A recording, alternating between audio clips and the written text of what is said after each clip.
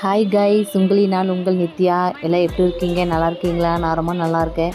நேற்று உங்களுடைய ஜனநாயக உரிமை அது எல்லோரும் கரெக்டாக பண்ணிங்களா? யாருக்கு ஓட்டு போட்டிங்க? யாருக்கு ஓட்டு போட்டு ஜெயித்தா நம்ம நல்லாயிருப்போம், நம்முடைய மக்கள் நல்லா இருப்பாங்க அப்படிங்கிறது எனக்கு கமெண்ட்டில் கண்டிப்பாக மறக்காமல் சொல்லிட்டு போயிருங்க. பிடிச்சிருந்தா லைக், ஷேர், சப்ஸ்கிரைப் பண்ணுங்கள். ஓகேங்க, இப்போ நம்ம வீடியோக்குள்ளே போகலாமா? இது என்னுடைய மை ஸ்டைல் ஆஃப் சோள தோசைங்க. என்னுடைய ஸ்டைலில் சோள தோசை பண்ணியிருக்கேன். ஒவ்வொருத்தர் வெறும்